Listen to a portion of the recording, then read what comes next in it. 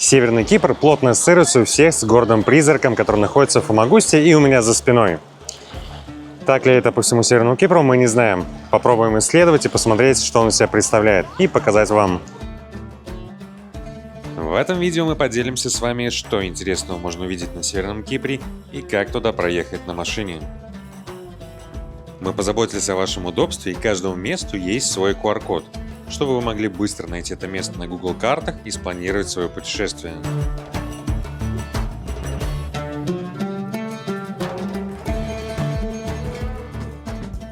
Обычно туристы, решившие заглянуть на Северный Кипр, отправляются к самому популярному пешеходному переходу на улице Ледра. Там они прогуливаются по рынку и по ближайшим улочкам, и на этом их знакомство с северной частью острова заканчивается. Многие ошибочно думают, что весь Северный Кипр выглядит именно так. Но на самом деле здесь скрывается множество удивительных и красивых мест, о которых стоит рассказать. Давайте начнем сначала, и мы вам расскажем, как можно проехать на Северный Кипр на машине. Чтобы поехать на Северный Кипр на машине, нужно учитывать несколько важных моментов. Первое. Обязательно уточните прокатной компании, разрешено ли использовать автомобиль для поездки на Северный Кипр. Некоторые фирмы это не допускают. Второе. Приготовьте обязательно наличку, минимум 20 евро за страховку на 3 дня. Оплатить картой на границе невозможно, и без страховки вас просто не пропустят. Вот так вот у нас выглядит погранпереход с турецкой стороны. Сейчас отправимся на Северный Кипр. Также мы заметили особенность, то, что с одной стороны живут люди, а с другой стороны за забором стоит законсервированный город. Интересно, что значит надпись на горе «Команда». Самым первым местом в нашем маршруте стала самая дальняя точка от границы – это аббатство Белопаис. Один из самых ярких памятников средневековой готической архитектуры Северного Кипра. Сегодня Белопаис известен не только своей архитектурой, но и удивительной атмосферой. С руин монастыря открываются живописные виды на Киринию и Средиземное море. Местные жители называют Белопаис монастырем мира, а писатель Лоуренс Даррелл, живший неподалеку, даже посвятил ему свою книгу «Горький лимон». Вход стоит около 4 евро, но цена может немного меняться в зависимости от курса турецкой лиры. Если вы поднимаетесь к аббатству Белопаис, то здесь есть одна парковка, которая стоит 40 лир наличными. Если вы хотите платить карточкой, то 45 получается лир. Либо можно заплатить в евро, просит он 1 евро за парковку. Южане, такие южане, любят поболтать даже на светофорах.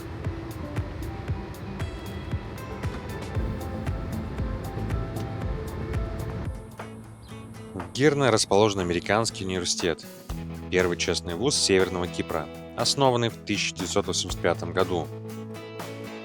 Он начинал с всего лишь 7 студентов, а сегодня количество их превышает 18 тысяч. Обучение ведется на английском языке, а дипломы признаются в разных странах мира. Поэтому университет привлекает студентов со всего мира и создает по-настоящему интернациональную атмосферу.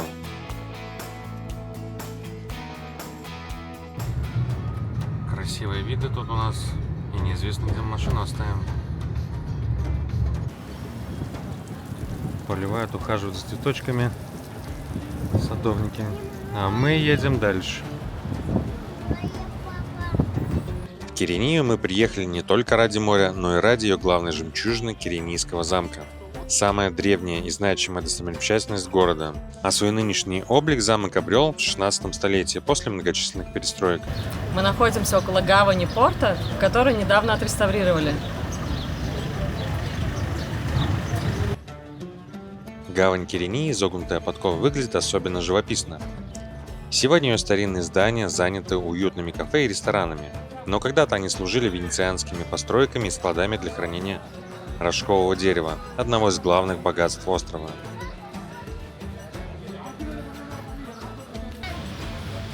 Что у нас тут получается? Рыбка стоит 200 лир, по нынешнему курсу 10 евро. Что из мяса? Мясного тут ничего нету, но есть Набор за 3000 лир на 2 персоны. 150 евро, ну нормально, богато. Что у нас по меню?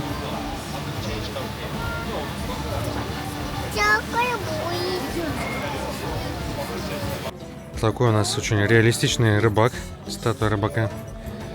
И дальше там можно спуститься вниз в гавани.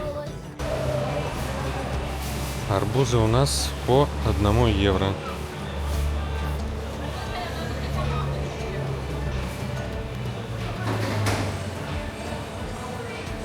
Такой вот почти рынок.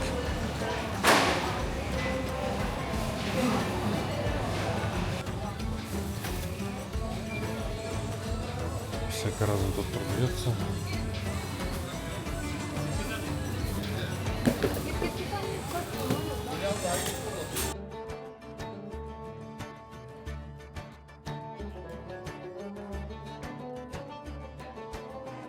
На Кипре очень активно предлагают купить недвижимость как дома, так и квартиры. Пока едешь вдоль побережья, бросается в глаза, что построено множество новых и красивых вилл и жилых комплексов. Но также можно заметить очень много недостроенных и заброшенных объектов. Как нам объяснили местные, причины бывают разные. Где-то застройщику не хватило финансирования, а где-то возникли проблемы с документами на землю. Также мы попали в один комплекс Grand Sapphire. Туда можно попасть, посмотреть квартиры, которые продаются. Казино, казино, казино. Это К, это Зи, это Но. В Grand Sapphire есть такие шоурум номера, куда можно подняться и посмотреть, как будет выглядеть ваша квартира. Здесь такая двухместная кровать, большой балкон и хороший вид в будущем на округу. Получается, с видом на море.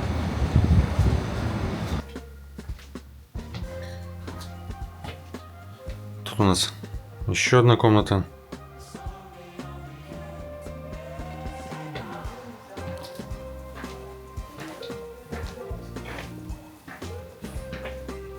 Блогеры ходят разные тут.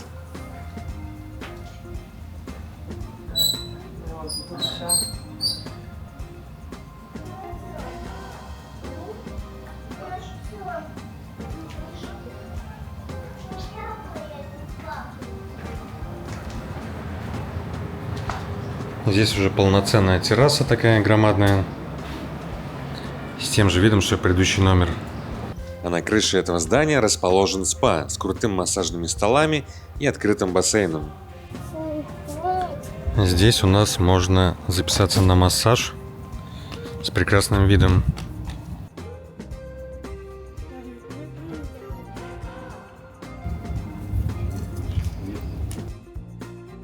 Я представляю, какой это кайф купаться в бассейне после заката и смотреть на звездное небо, если, конечно, не пускают после заката купаться.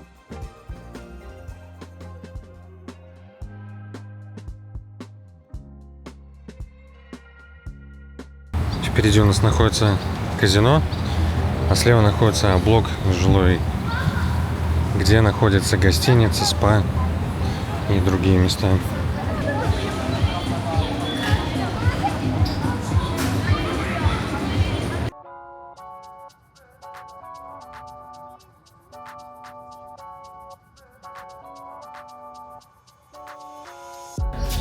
Вот так вот выглядит пляж в городе Вароша. Городом-призраком и не попахивает тут.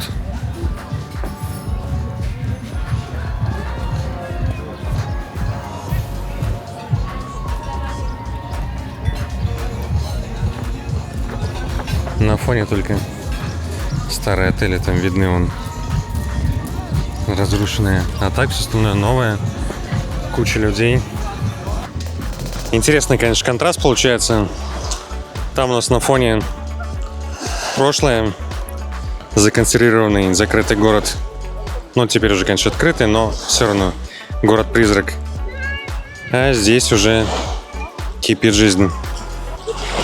Раньше та часть пляжа была закрыта забором, но сейчас все поменялось, и на обоих сторонах можно наслаждаться морем. Здесь у нас находятся заброшенные отели. А тут у нас находится пляж, к которому можно достаточно удобно подъехать на машине. И современный отель. Здесь очень много местных. Туристов тут тоже очень много разных. Прогуляемся по ним немного вперед.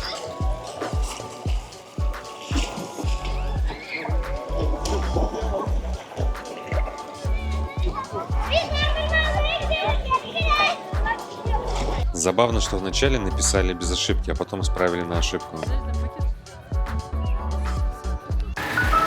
Такой мороженщик. Интересно, точно? В нем можно купить мороженое.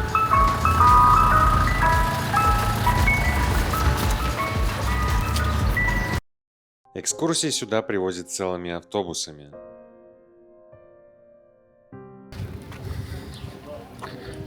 Вот это вот главная улица у нас этого города-призрака. Призраком он, конечно, не кажется с таким количеством людей. Но здания говорят об обратном. Когда-то здесь было очень красиво. Это был люксовый курорт Кипра. Сюда приезжали все знаменитости. Но со временем все изменилось. Наверное, раньше это был пост полицейского, который регулировал движение тут. Сейчас полицейский изменился, стал более красивым таким. Купались мы, получается, вот там вот, где эта гостиница была. Сейчас тут ездят такие шаттлы.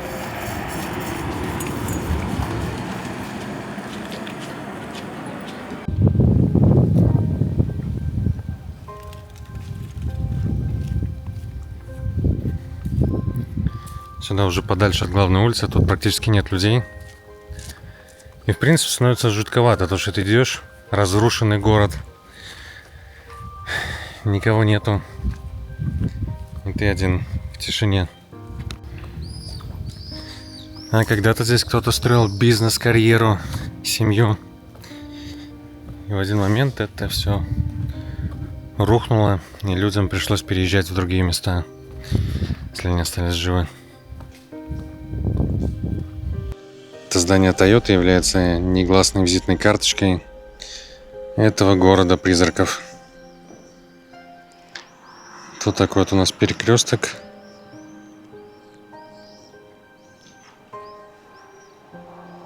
Достаточно большой город, был красивый. И жалко, что с ним так произошло. При посещении этой закрытой территории надо учитывать рабочее время. Открывается в 8 часов, но смотря в какой месяц вы сюда приедете, тогда надо смотреть, до скольки они открыты.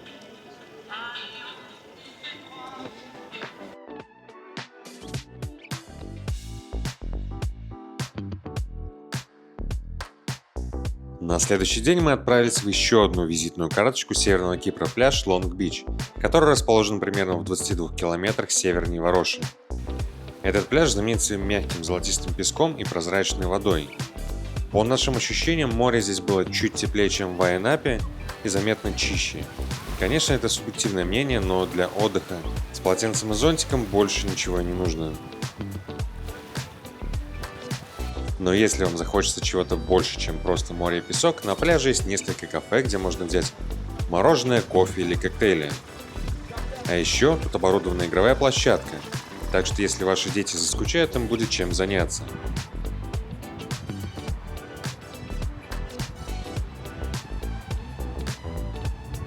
Ну а если вы сами в детстве не наигрались, можно наверстать упущенное, как этот мужчина.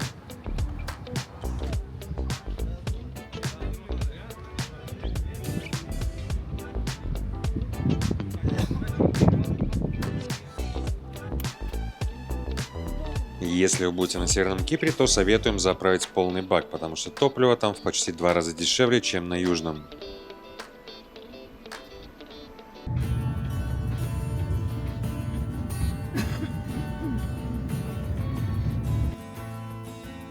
Ну и конечно, мы не могли пропустить саму Фамагусту. Мы подъехали к ее центральной части с мечетью Лала Мустафа Паши.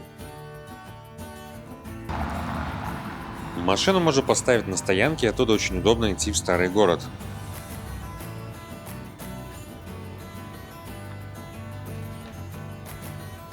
Заглянули в интересный ресторан и затем направились к главной площади города и самой мечети.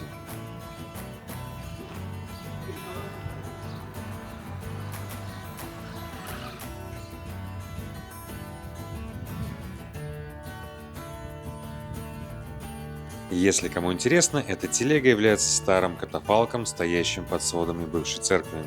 прошлом это был католический собор Святого Николая, построенный в XIV веке в готическом стиле.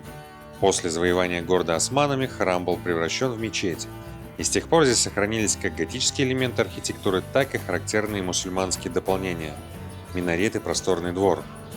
Сегодня Лала Мустафа Паша считается крупнейшей средневековой постройкой на Северном Кипре и настоящей жемчужиной Фамагусты.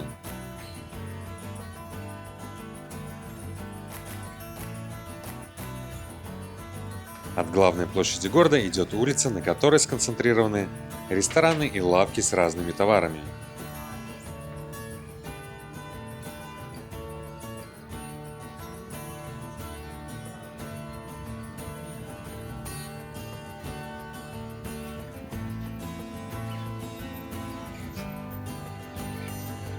Бездомных животных особо не было, вот только несколько собачек попало в кадр.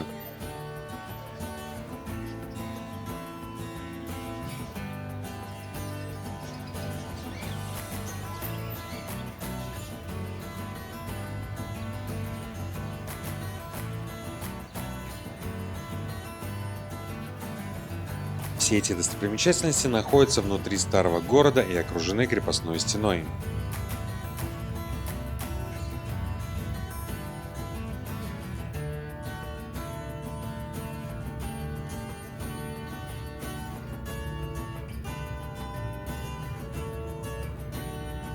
Вот таким получилось наше путешествие по Северному Кипру.